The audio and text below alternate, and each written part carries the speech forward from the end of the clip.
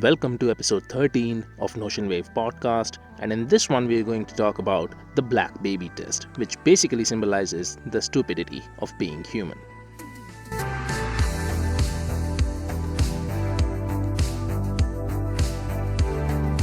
Living in a concrete jungle doesn't necessarily make us civilized.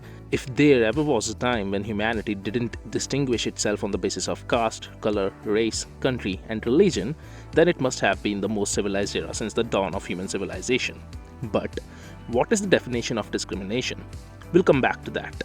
Let me introduce you to a time when there was a study known as the Black Baby Test was conducted, in which kids were put to a test to determine which doll out of the two, one black and one white, was the ugly one. Surprisingly, the results were skewed in one direction. Most of the kids claimed the black doll to be the ugly one. When asked about their reasoning for picking the black doll, the kids replied with the color of the doll, which made them think that black is bad and white is good. So, what was the reason for such a horrific perspective? The researchers concluded that this perspective developed in children as a consequence of the entertainment industry of that particular era, in which the role of the bad guy was predominantly played by black people. And apparently, this was enough to lead to an overall perception of black being bad and white being good. Does this sound somewhat stupid? Maybe. Now consider this.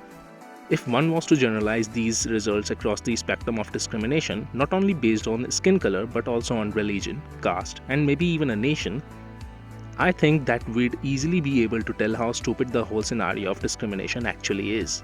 I mean, we all are naturally Homo sapiens, and everything on top of that is as secondary as a faded smartphone case, which can easily be swapped for a new one. We are the dominant species of the planet. If there were an alien invasion tomorrow, and being the most intelligent species on the planet, the aliens asked to meet our representative, who shall that be? I think that they will rethink their decision to claim Homo sapiens to be the most intellectual species on the planet just by seeing Homo sapiens kill other Homo sapiens. And before anyone says that all species do that, let me answer that for you as well. Yes, other species do that as well. All of the animal kingdom discriminates. But if we have the audacity to claim ourselves to be the dominant, most intelligent and representative species of the planet Earth, it becomes our natural responsibility to behave differently than all other species which are, in our opinion, inferior to us. And if we can't even do a simple thing like that, then there is no other species dumber than us. Maybe the root cause for such a behavior is nothing but our natural makeup. We have evolved from chimps. Okay, I know that this is not entirely correct. Somewhere up the lineage, humans and chimps share a common ancestor. That is what evolution actually suggests. We are an emotion-driven, illogical life form. We pool our natural resources to build walls, borders, and weapons of mass destruction instead of focusing on scientific advancement and the progress of civilization as a whole. Our pride comes from calling ourselves a democracy if we are lucky enough. But I get reminded of Osho when I think about democracy. Because democracy basically means government by the people, of the people, for the people, but the people are retarded. So, let us say government by the retarded, of the retarded, for the retarded. Let me put it this way. If you had only one house, wait, scratch that. If you had only one room to live in for the rest of your life, would you try to keep the trash outside?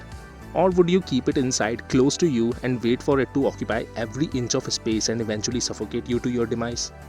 If the answer to this question is not apparent to you, I wouldn't like to share a room with you. As far as we can tell, Earth is the only habitable planet that we have.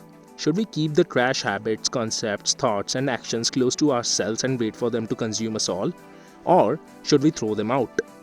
Maybe an alien invasion is what it will actually take us to set our differences aside and unite as a species.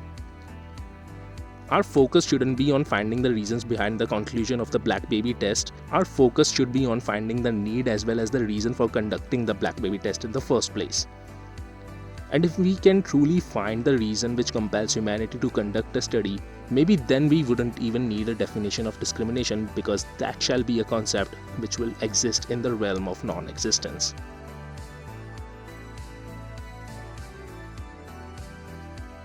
Thank you for listening to this episode of NotionWave Podcast. If you like the work that I do, then please share it along with your friends and family. Find this article on the NotionWave blog.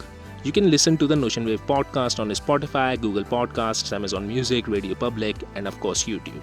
I would really appreciate if you could press the like button, the subscribe button, and all other buttons of that category, except the dislike one, and I will come back with a new episode very soon.